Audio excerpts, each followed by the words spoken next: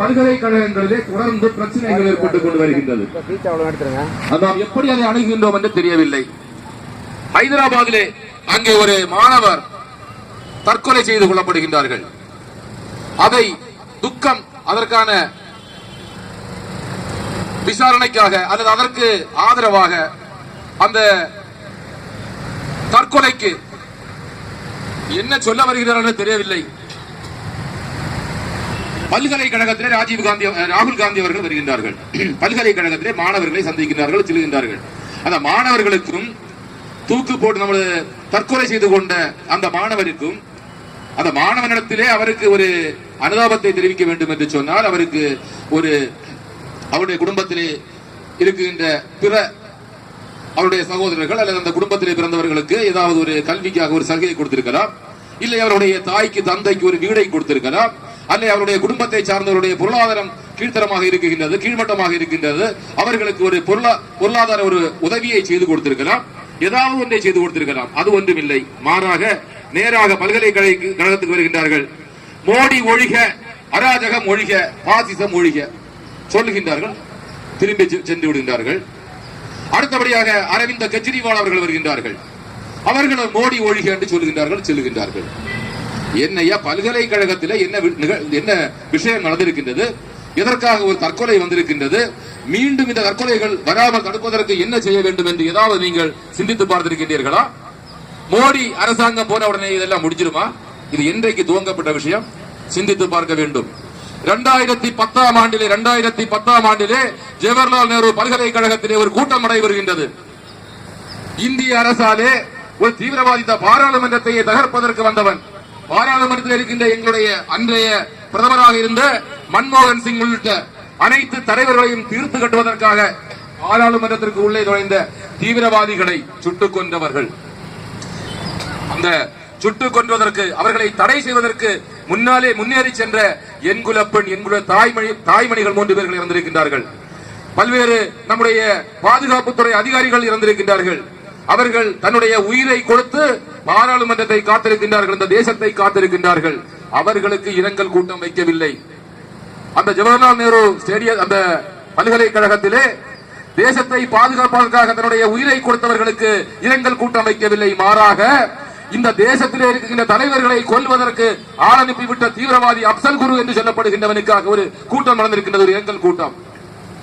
அந்த அப்சல் குரு என்பதற்காக நடத்தப்படுகின்ற கூட்டத்திலே சொல்லுகின்றார்கள். யார் யார் வந்தார்கள் தெரியுமா?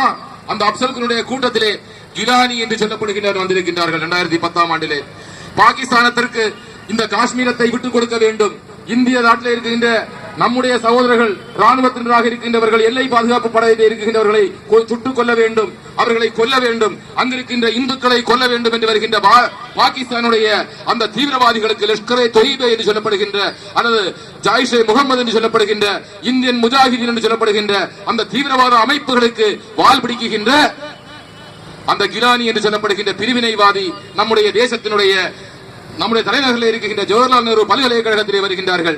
உட்காரட்டும்.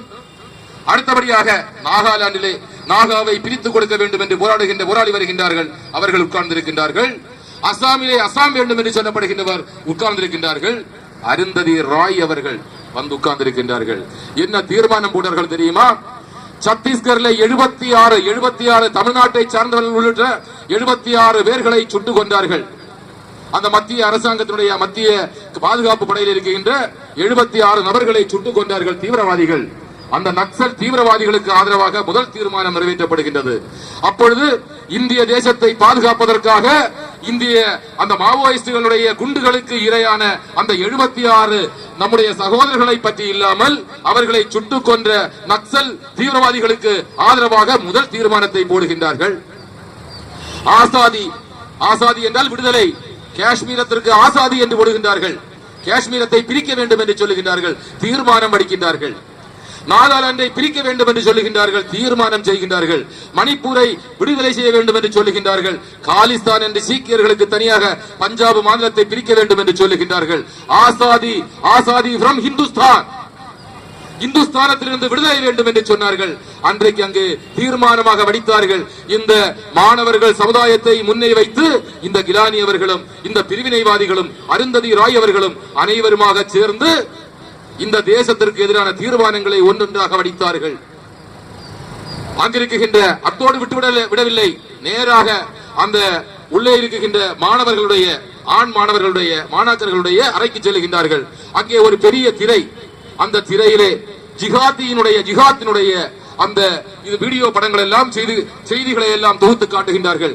வெளிநாட்டிலே இந்திய தேசத்திற்கு எதிராக தயார் செய்யப்பட்ட, இந்திய ராணுவத்திற்கு எதிராக, இந்திய பாதுகாப்பு படையினருக்கு எதிராக, இந்திய தேசிய தலைவர்களுக்கு எதிரான அந்த எடுக்கப்பட்ட அந்த படங்களை எல்லாம் போட்டு காட்டுகின்றார்கள்.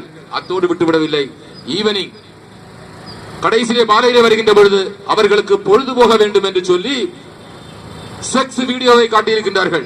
அந்த ஜவஹர்லால் நேரு பல்கலைக்கழகத்தினுடைய அந்த அறைக்குள்ளே, மாணவர் விடுதிக்குள்ளே அந்த வீடியோவை காட்டுகின்றார்கள். உடனடியாக ஓடோடி அதுவரையும் பார்த்துக் கொண்டிருந்தார்கள். இந்திய தேசத்தினுடைய காங்கிரசினுடைய ஆட்சி நடைபெறுகின்றது, பாதுகாப்பு படை எதையும் செய்ய முடியாது.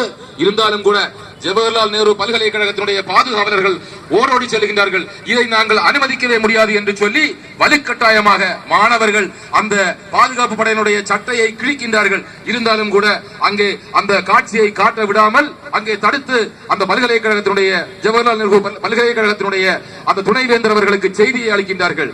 அதன் அடிப்படையிலே மேற்கொண்டு மாணவர்களுடைய அந்த அறைக்கு செல்லக்கூடாது, செல்ல வேண்டாம் என்று அந்த துணைவேந்தர் அவர்கள் ஒரு ஆணை பிறப்பிக்கின்றார்கள்.